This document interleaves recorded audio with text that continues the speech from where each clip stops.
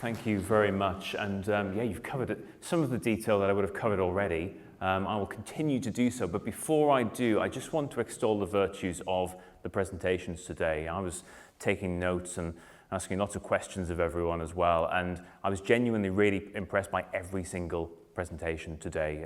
It's left me with lots of things to think about, lots of things that I hope to steal with your permission. I'll be reaching out to people and saying, how can I help and how can you help me, vice versa. But thank you all so much. So what I was basically asked to do today was to come in, and there's some big words on the screen here, quite literally, but also human creativity. Creativity in itself is almost a massive topic and so ineffable, so hard to pin down. The human element, especially considering the excitement around large language models and generative AI at the minute. I may as well get that out the way, there will be mentions of that. But also the games industry is this nebulous, ever-changing thing.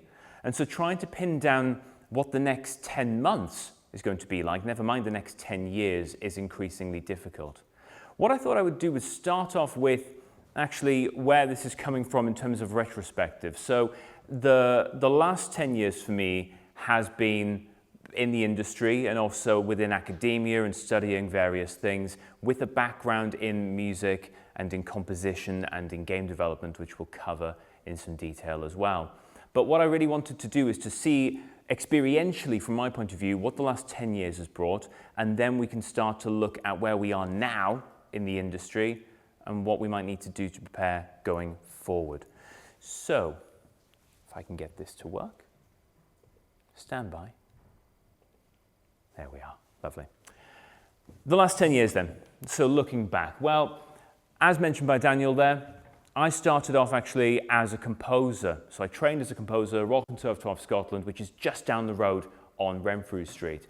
And I moved there in 2009, and I was studying composition largely for human instrumentalists. So looking at people who were playing clarinet, piano, strings, brass, and working with string quartets and singers and other human physical instrumentalists, vocalists, and to some extent electroacoustic musicians as well. And that was solidifying the creative side of working with sound, working with audio, working with music. And when I was wrapping up there, I spent a brief stint in between the undergraduate and further postgraduate degrees looking at things like visuals for techno club nights, doing things like page turning for string quartets, making short films and artsy video art pieces in a kind of Nam June Paik style, and realized I wanted to explore more of the technical underpinnings of creative practice. Not just looking at the creative human side, but also looking at the tools and technology that could support audio and music going forward. And so I ended up coming to the Glasgow School of Art, which we all are here today. And so what I was really looking to do was to look at that technical broadcast knowledge that the MDes Sound for the Moving Image program was purporting to actually develop.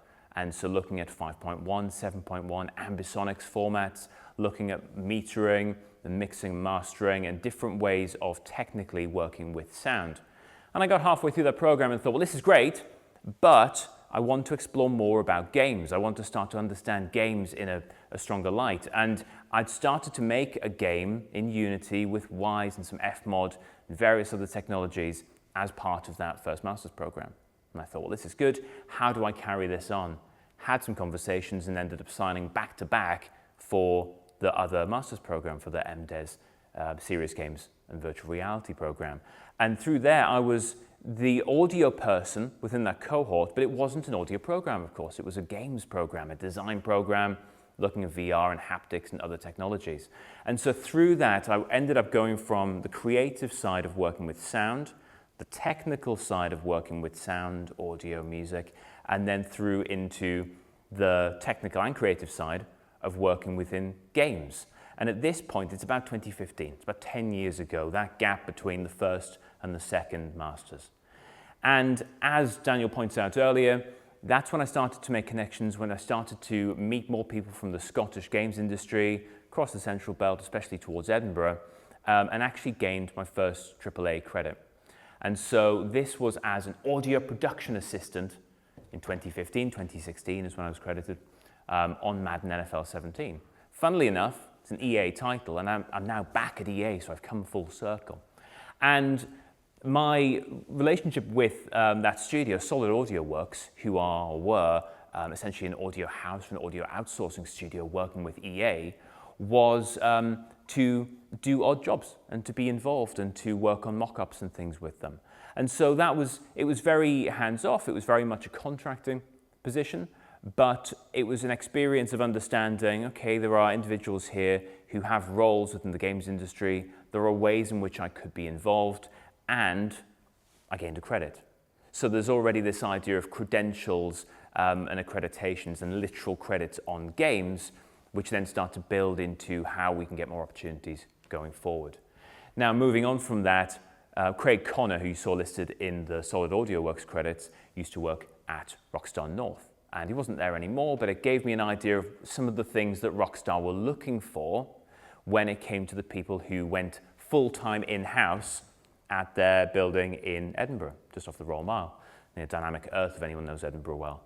And I ended up joining Rockstar just for a brief spell, working as a QA tester. So I was working as a childhood dream, essentially, playing games for a living. It's essentially having a job at the chocolate factory. And I was there working initially on GTA 5, and then moving on to Red Dead 2. And again, a short spell, but in that time, going in 9 to 5, 5 days a week. I was going to say 7 days a week there, but it did become 6 days a week at one point. And this is because I started to learn that game development has both a lot of passion involved, but also there can be a lot of expectations of the hours and the effort that go into that. I mean, I have no doubt that of the presentations that I saw today, these weren't created in a 9 to 5 working week. The amount of time that people must have spent in evenings and weekends to realize what they were trying to achieve is clear. And it was the same case working in studios like Rockstar. And so the role as a QA tester, or as a games tester, as the role was actually called, was to look in excruciating detail at elements of the game, to start to break down and dissect gameplay, to start to look at mission flow, to start to see how can I break this so that the developers who are sitting either upstairs or elsewhere in the building can start to reproduce those issues and fix them, and ultimately we can improve the quality of the product. When it comes to creativity, is that a creative endeavor? At first it seems more like a technical endeavor. It's something about trying to reverse engineer or analyze a piece of software, but actually the way in which one goes about it is to start to think creatively, to start to bend around the software to some extent, to break things, to think outside of the box, lateral thinking, and trying to do things in a way that a player wasn't expected to do. That's ultimately what we're trying to do before we put the product out onto the market, because once it goes out onto the market, you have 1, 2, 3, or 10 million players who will all do the same thing as you, but they'll break your game and they'll post that online, and then you're in trouble. So after a brief spell at Rockstar North, I wanted to move down to London. There were a lot of opportunities there, and I was speaking to the Imaginarium. Now, the Imaginarium is a motion capture studio down in London, owned or previously owned, depends on where we look at it now, by Andy Serkis. Andy Serkis being the motion capture artist who's most famous, of course, for being Gollum in Lord of the Rings, and some other appearances in Star Wars and Planet of the Apes work as well. And this studio was making 2 Planet of the Apes games. Planet of the Apes Last Frontier, which is a cinematics-driven title, and Planet of the Apes VR, or Crisis on the Planet of the Apes VR, which we always thought was a long title, but that's what it was called by Fox. And when I arrived in London, again, having been a QA tester at Rockstar, I turned up with some training, with a passion for audio, wanting ultimately to work in audio more.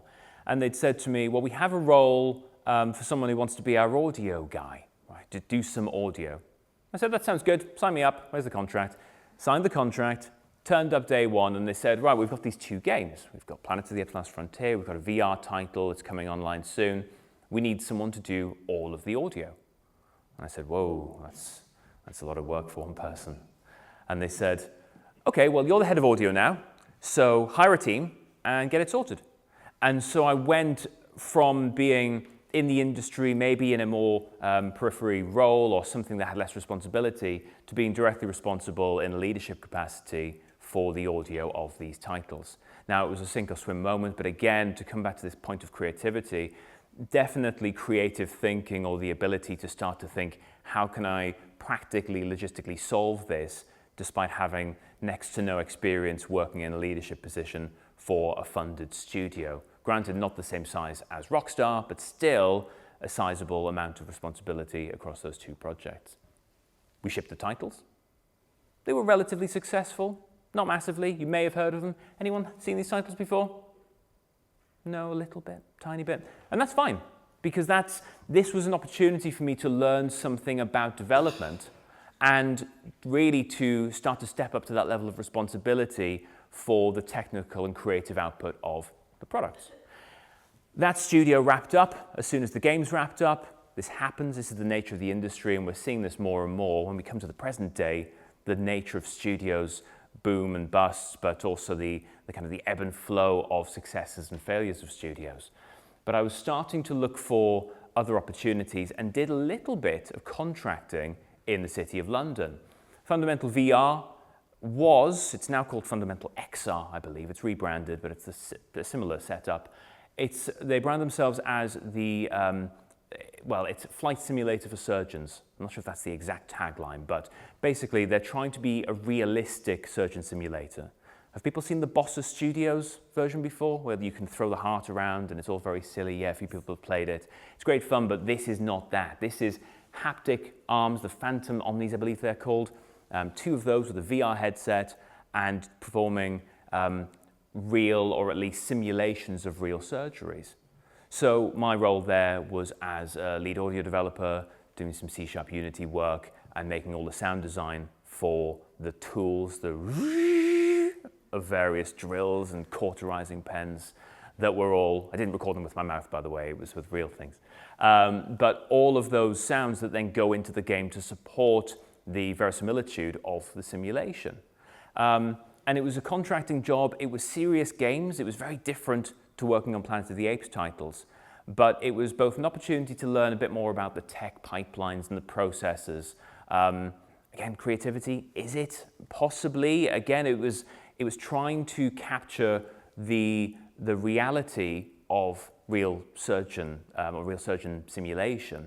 We had a lot of 4K videos from GoPros on consultant surgeons' heads of operations, and so they've got their patient there, they're going in and they're doing the surgery, and I'm watching these videos in horror and awe, then trying to replicate the sounds of the procedures.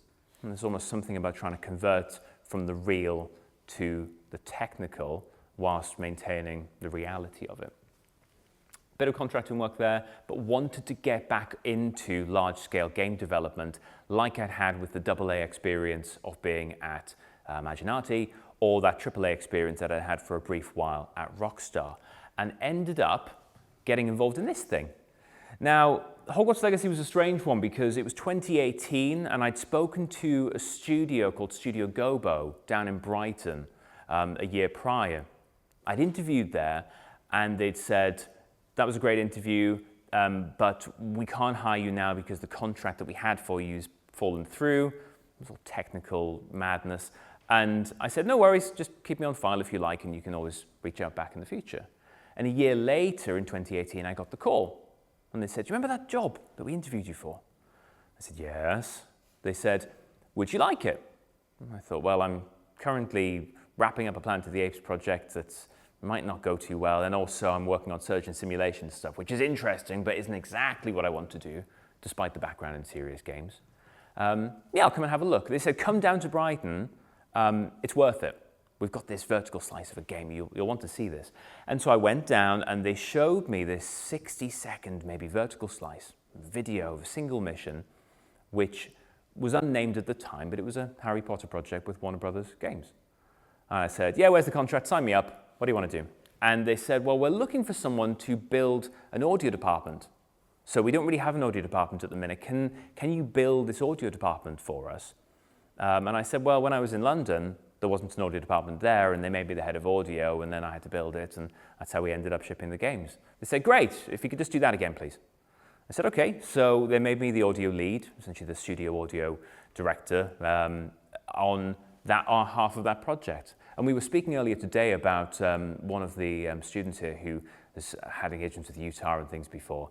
The other half of the development was at Avalanche Software in Salt Lake City in Utah, and so that's how I ended up becoming familiar with Utah and Salt Lake. And so between the European side of development, we had devs in Spain and across the UK, and the American side, or North American side, because there were some developers in Canada, I was responsible for the audio department on the European side. So that was my job, to direct audio, that is sound design, music, dialogue, and ambiences for the European side of development. Now, at the same time, actually, there's one more thing before we move on to that, is the first OST release as well. So when that released, I ended up having some music on the album. And the reason I wanted to bring this up is because I think it's interesting that sales now of vinyl have actually surpassed, I think it's CDs, and potentially it's even starting to creep into digital downloads, right? Not streaming, but digital downloads. Who here buys music, purchases music for cash? A little. Vinyl. Vinyl? Is it vinyl? CD, okay, interesting. Statistically, CD, of course, is a little less relevant, but it's still something physical. But vinyl sales have shot up massively, and cassette as well. Why are cassette and vinyl going back up again? Because people want something physical and tangible like they had with CDs, and maybe mini disc and other mediums as well.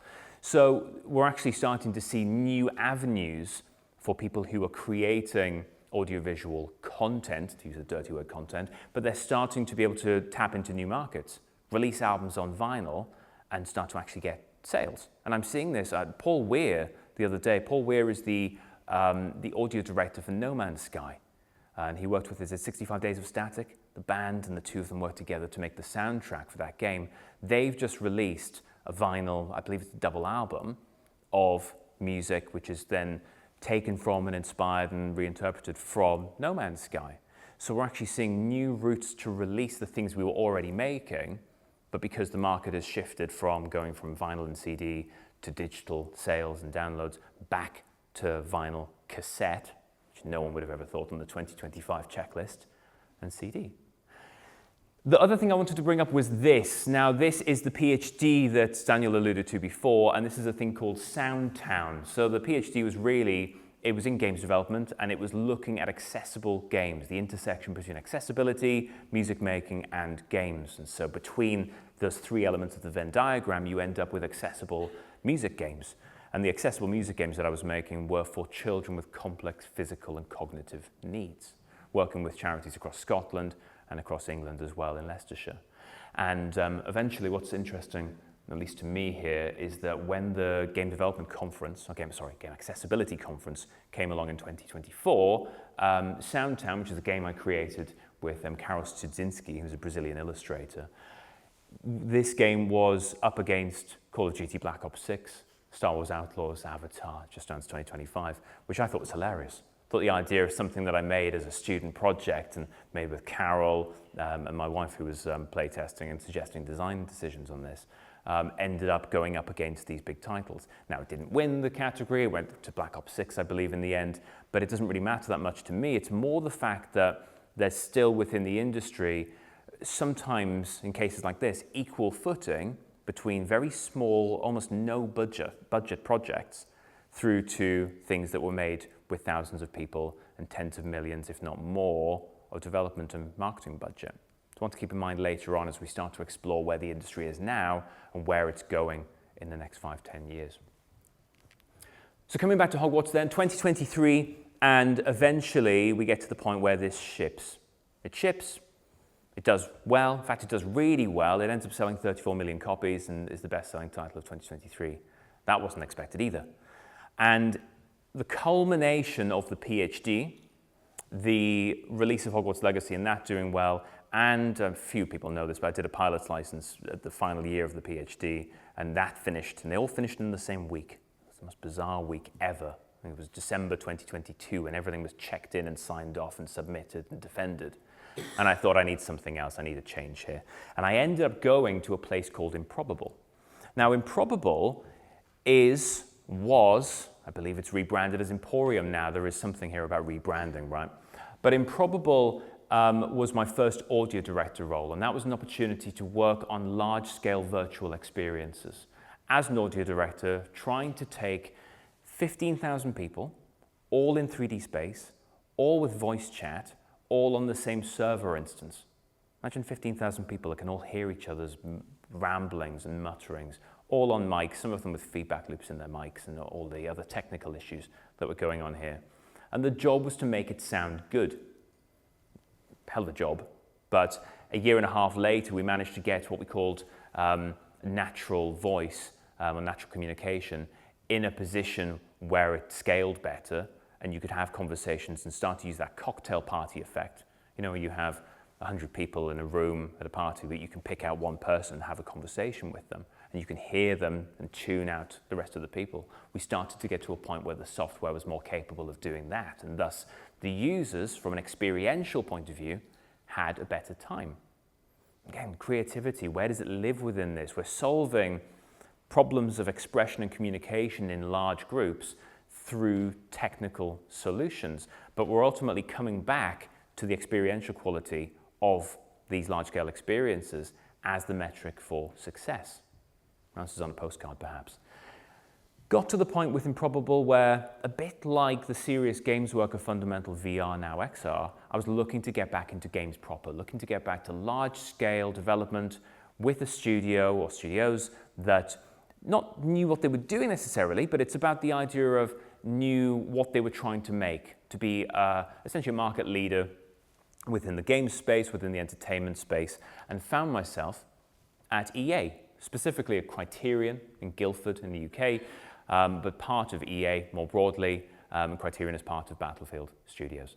And I joined there as audio director last year, and towards the end of 2024 took a role called a creative craft director role. So now I'm responsible for the studio side initiatives, things like hiring and retention, performance management, looking at career progression, succession, training, outreach, all of the kind of things that are responsible for building an elite team, but not just across audio, but for art, animation, narrative, and design as well.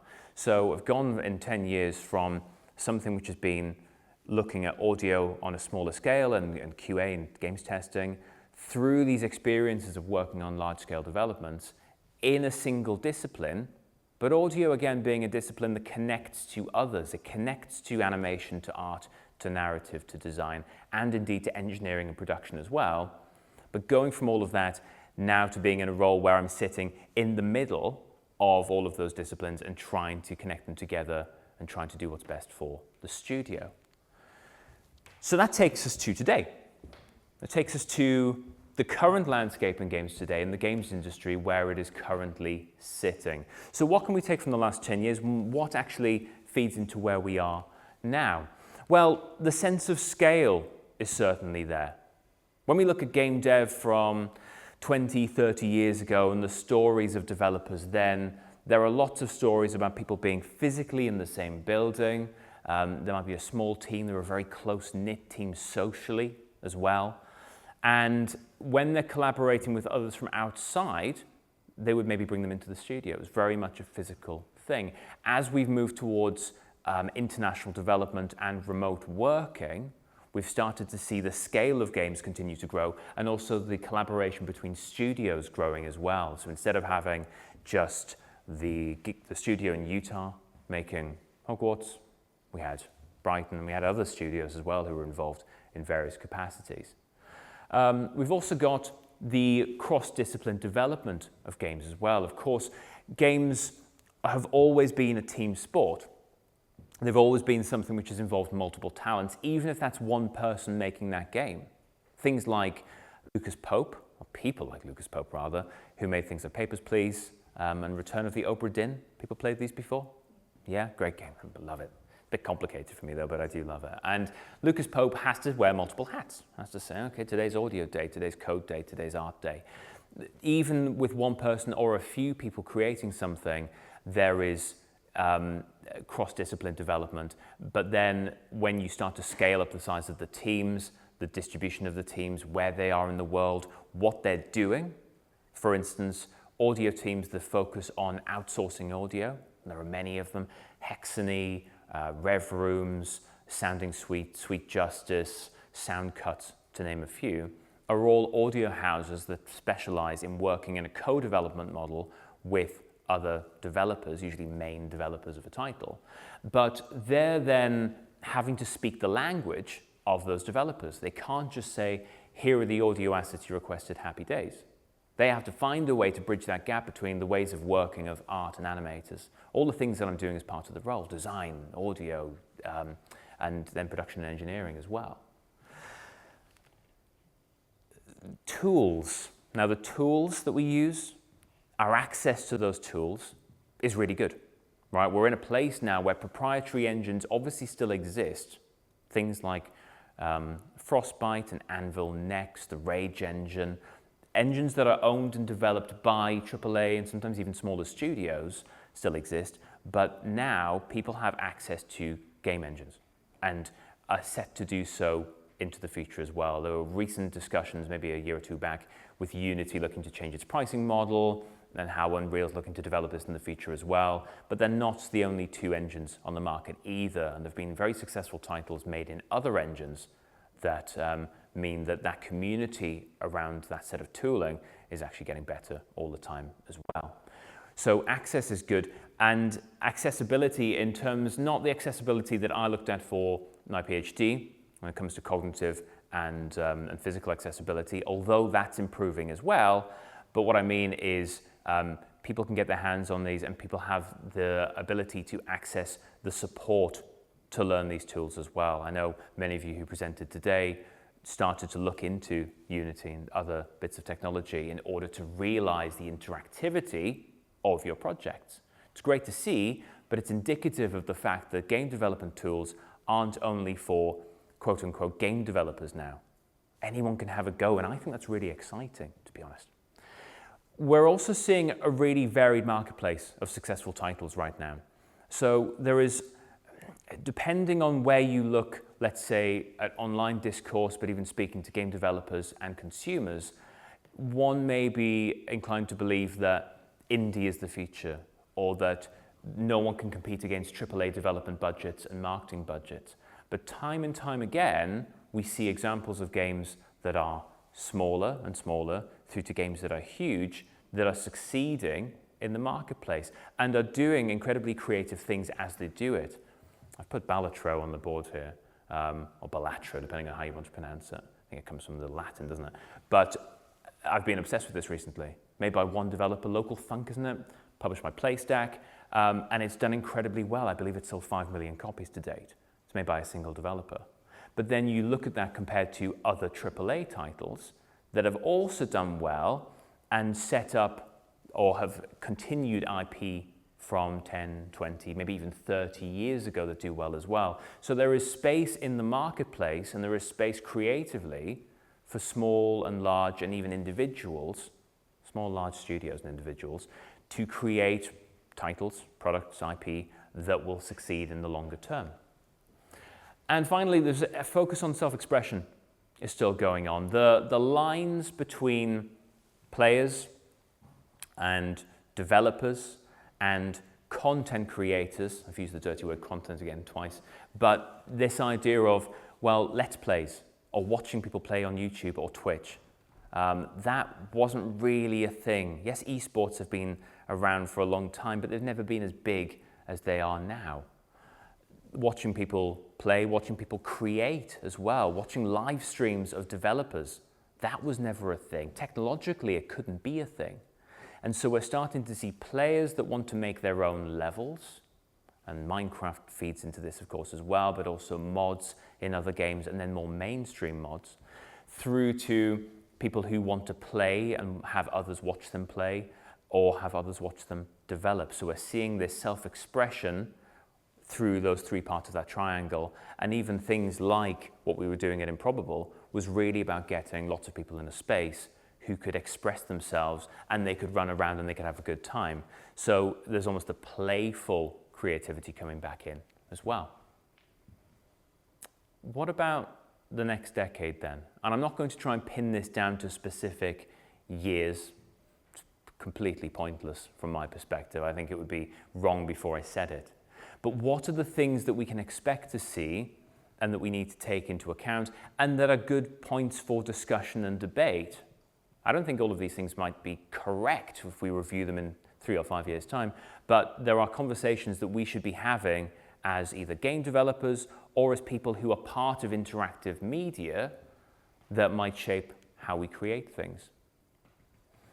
Again, to follow on from players being creators, how do we continue to further that? And how do we cap that at some point as well? At what point does the artist, I say that maybe with a capital A, but the artist who expresses themselves through the medium of video games, at what point do they say, no, actually, this is my vision, and you don't get to add to it. This is my painting. I've put the final brush strokes on it. You get to look at it, and that's it. At what point do we say, that's enough? Or do we say, the painting is everyone's, and you can make your own copy, and you can do as you wish to it? Does that devalue the art? Maybe. Does that maybe make it more creative if more people can join in? Maybe. Does it make it less creative? Because what we've taken is a pure form of creativity that's been expressed by a single artist or a collective of artists, a la Turner Prize winners for the last 10 years, and we then let amateurs scribble on the canvas. I'm in favor of the spectrum of all of those different options. So when we look at people who want to make a game that has no ways for users to directly change the software, but they can express themselves by memeing on it on Reddit, or they can have Discord channels and they can start to discuss their favorite points of lore and fan fiction and all the rest of it. That's cool and that's great. Through to the idea of people being able to mod games and being able to create their own content and being able to create their own worlds, and maybe even the core game that's being released is the smallest part of that. Maybe the biggest part is the user-generated part. I think it's something we need to keep in mind as we move forward, that we understand where we're situated. Is this a collaborative effort between us as developers and as the end user?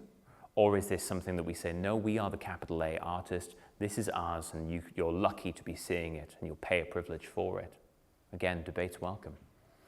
Cross-discipline development is set to continue, in my opinion. I don't think we're going to get to the point where we can be less in discussion with our colleagues from other parts of game development.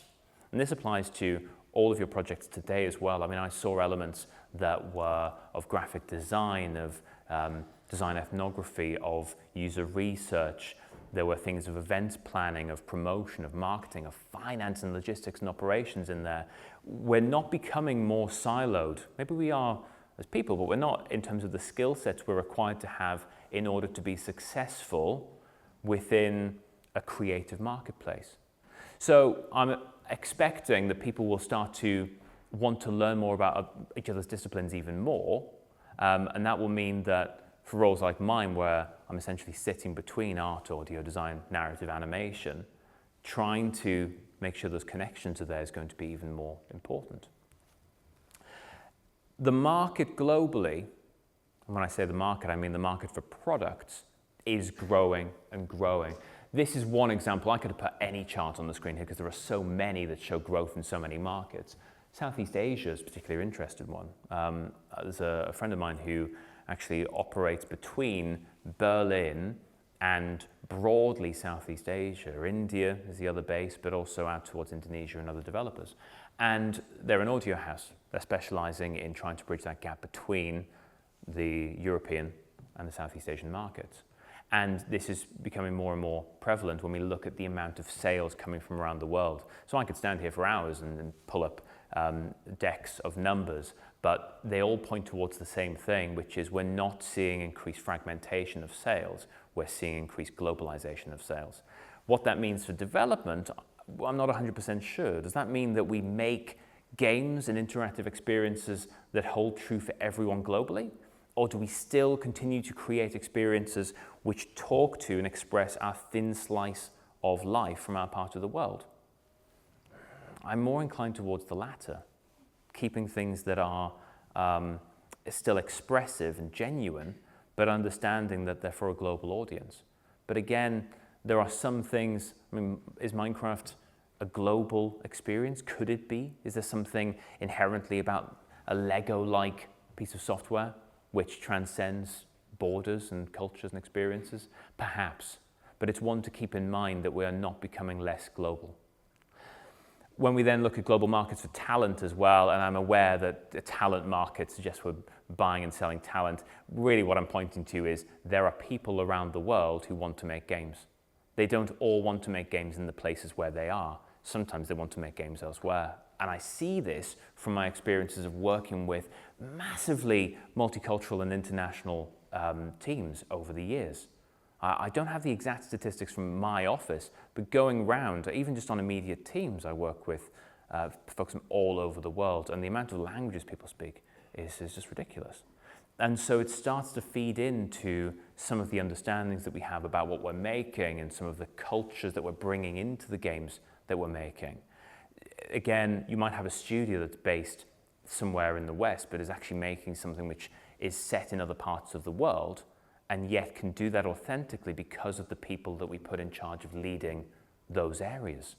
Again, something to think about. We're increased globalization going forward, and that includes the people we're working with and then where we're selling those products to.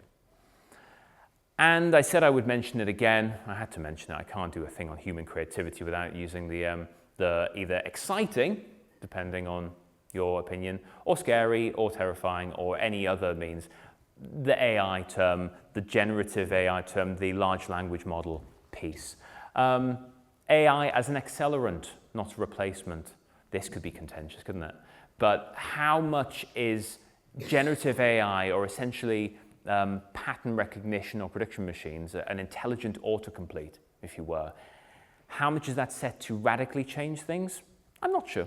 I think it's still a little too soon to say, but there are certainly things that can be accelerated using those kinds of prediction machines. I'm a little bit of a determinist, right? I'm almost lean into the pure deterministic factor that humans are deterministic machines, in that we are inputs and outputs, and there's a mapping in there which is us, but that basically we're set on a path, and that we, with a certain given input, we will give a certain output. But we experience that as creative and very human. We don't experience that as an algorithm. We don't experience that as a process that's been trained on a data set. And yet we have been trained on a data set. We've been trained on our lives as the data set. So even the fact that we experience it compared to a large language model, a generative AI model that doesn't experience that, it just does that thing, I think is one to consider in the future. But when we look at replacements, I don't know. I think there certainly will be industries, this is outside of game development perhaps, but there will be industries that are augmented to the point where humans do very little in them. For instance, reading X-rays, radiographers. Do we need humans to read the pixel data of an X-ray, or do we just need them to check it? And at what point, and there have already been many studies on this, does the image recognition, that pattern recognition piece of software, determine X-ray diagnoses better than humans? It's already happening, by the way. That's maybe the scary bit for humans here. So how do we then prepare for the future? How do we meet the challenge of this? Now, I don't have a set of actions here, but I think there is a mindset or a mentality that we can have as creative individuals that's almost very basic, that comes back to a set of universal principles to succeed in things. And it's not a solid list, but it's more a set of qualities that we could have. Human-centric skills of adaptability, being able to change based on circumstances. That's something we've always had to do. There were presentations today looking back thousands of years when we look at culture and various laws around, say, star systems and other things. And we've always adapted. The difficulty, of course, is how much do we adapt within our own lives?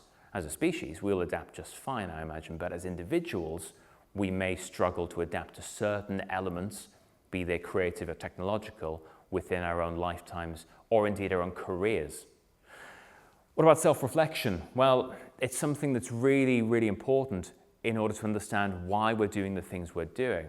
My point before at this idea of being deterministic. And if we're truly deterministic machines, then what do we really gain from reflection? Surely it's already pre-programmed and we know where we're going to end up. But that's not necessarily what I'm saying. It's more that the reflection becomes part of that programming as well, that by understanding what we're trying to achieve and why we're doing the things that we do, we might be able to, at least from our perspective, change the future of what we do as well creatively. The other thing is collaboration, right? And again, it sounds like one of these terms which is so broad that it doesn't mean anything, but it's increasingly important in games that we understand others' motivations, we understand how to work with each other, we understand how to bring together these increasingly global talent forces and then going to market of products in order to actually make something which resonates with people and expresses that creativity that we're wanting to put out into the world. And so my point in what we're looking to do in the industry in the future is this really. Our role in the industry, or our role for the industry, is about inheriting it. It's about the next generation of game developers, of which I'm 10 years in and possibly still emerging in terms of the roles that I'm doing. But people that are coming into the industry, I think sometimes feel like they're having to fit in with an industry that exists. And practically when they interview, yes, they might. But at the same time, they're going to be responsible for how that industry progresses and evolves, that shape of it in the future to come. And I think we can sometimes lose that perspective very quickly once we're being consumed by that broader game studio around us. When I was back in Imaginati, thrown into that head of audio role at about 24, fresh down to London, I had to very quickly sink or swim, and largely swam. Yes, there were instances where it didn't work out, but generally speaking, the audio went into the game and it all went out on time. But was I thinking about the kind of broader industry that I wanted to create? Not really. I was just trying to stay afloat. And so keeping this in mind that actually we are somehow responsible for where the industry ends up rather than it being left to somebody else. Because ultimately somebody is shaping this. We can point to capital investors and other outside forces, but we're the ones, game developers, people who are working with interactive software, people who are looking to make simulations and interactive experiences. We're responsible for the kind of products we're creating. So that's my takeaways from this really is we need to remember those human qualities. We need to remember that the creativity, the passion, the drive, the curiosity and bravery and courage in order to remember what we were trying to achieve at the very start. So that brings us to this point in which I will open for questions in a second, but I just want to say thank you for all of your amazing presentations today. Really, really enjoyable, and thank you all very much.